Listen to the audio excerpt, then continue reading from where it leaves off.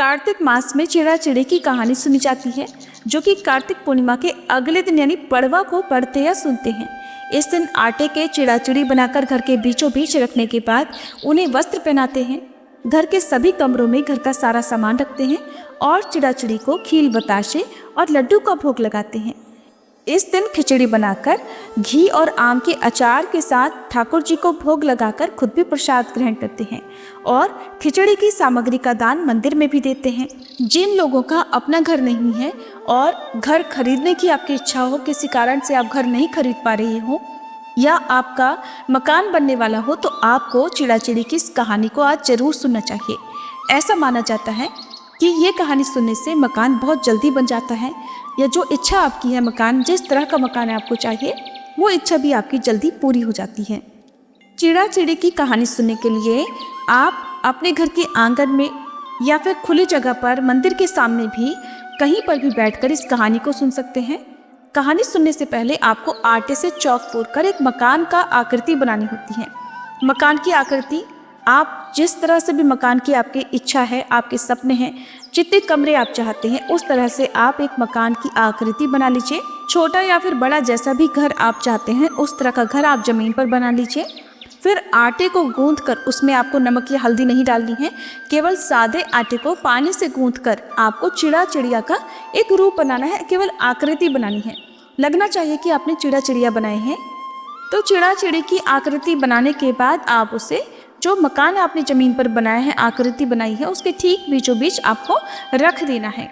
अब आपने आटे से जो भी कमरे की आकृति बनाई है, जितने भी घर बनाए हैं आपने उस आकृति में, सभी में आपको कुछ न कुछ भर कर रखना होता है, खाली नहीं छोड़ना होता है। तो आप इन कमरों में खील बताशे रख सकते हैं। एक दिया जलाकर आपको घर के बीचों बीच चिड़ा चिड़ी के सामने रखना है। पूजा करने के लिए आपको 4 मिट्टी के दीपक भी चाहिए। हो सके तो घी के दीप जलाएं, नहीं तो आप तिल के तेल के दीपक जला सकते हैं। 5 दीपक में से एक दीपक तो आपने चिड़ा चिड़ी के सामने रखा है, यानी घर के बीचों बीच रखा है। बाकी आप चारों कोनों में, चारों दिशाओं में एक एक दीपक जलाकर रखें। इस समय चिड़ा चिड़ी को खिचड़ी का भोग भी लगाया जाता है। तो खिचड़ी आप मूंग की दाल की, चाहे हरी या फिर पीली दाल की, मूंग की खिचड़ी बनाकर रखें। सभी को तिलक लगाएं। जितने भी कमरे आपने बनाए हैं उन सभी का तिलक करें और घर के मुख्य द्वार पर आपको तिलक लगाना है। जो आकृति बनाई है उसके मुख्य द्वार पर आपको तिलक लगाना है। सभी का पूजन करने के बाद आपको चिड़ा चिड़ी की कहानी सुननी चाहिए। चिड़ा चिड़ी की कहानी इस प्रकार है। एक बार 4 चिड़िया थी, चारों कार्तिक स्नान करती थी। पड़वा आने पर चारों ने सोचा कि चलो खिचड़ी बनाएं। एक चिड़िया चावल लेकर आई, एक चिड़िया दाल लेकर आई, एक चिड़िया घी लेकर आई। सब ने मिलकर खिचड़ी बनाई। सबने सोचा कि पहले कार्तिक स्नान कर लें, नहा कर आ जाएं, फिर सब साथ बैठकर खिचड़ी खाएंगी।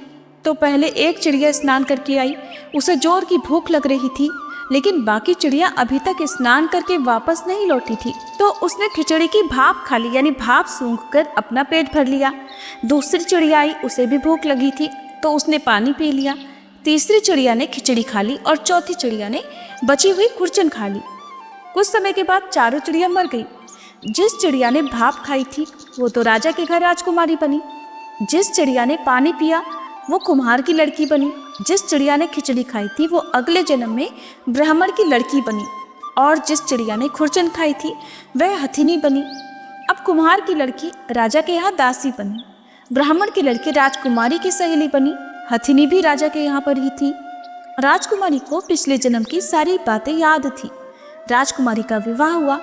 जब वे विदा हो रही थी तो राजा से बोली, पिताजी मैं अपनी सहेली और दासी को भी साथ लेकर जाऊंगी। राजा ने कहा ठीक है, ले जाना। राजकुमारी फिर भी नहीं गई तो राजा ने पूछा, अब तुम्हें और क्या चाहिए? तो वह बोली, पिताजी मुझे हथिनी भी चाहिए। तो राजा ने अपने नौकर को हथिनी को लाने भेज दिया, जो कि वह हथिनी किसी के बस में नहीं आती थी, किसी के कहे अनुसार नहीं चलती थी। जब वह हथिनी नहीं उठी तो राजकुमारी खुद चलकर उसके पास गई और उसके कान में पिछले जन्म की बात कही, जिसे सुनते ही वह हथिनी उठकर खड़ी होकर चल पड़ी। ये देखकर राजा बड़ा हैरान हुआ। सोचने लगा कि ये तो मेरी बेटी नहीं है, क्योंकि ये तो जानवरों से बात करती है। राजा ने सोचा कि शायद मेरी बेटी के रूप में ये कोई और बहुरूपिया है। तब राजा ने क्रोध के मारे तलवार निकाल ली और कहा कि सच सच बता तू कौन है, नहीं तो मैं तेरी गर्दन काट दूंगा।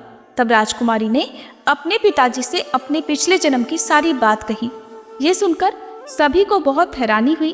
तब वह राजकुमार जिससे राजकुमारी का विवाह हुआ था ये सब देख रहा था। तब वह राजकुमारी से कहने लगा कि अगर कार्तिक स्नान की इतनी महिमा है तब तो हम दोनों भी मिलकर जोड़े से कार्तिक स्नान करेंगे और खूब दान पुण्य करेंगे। चिड़ा चिड़ी की इस कहानी को सुनने के बाद गणेश भगवान की कहानी सुनने से ही कहानी का पूरा पुण्य मिलता है। गणेश भगवान की कथा के अनुसार एक बार एक बूढ़ी माई थी। मिट्टी के गणेश जी बनाकर रोज उनकी पूजा करती थी।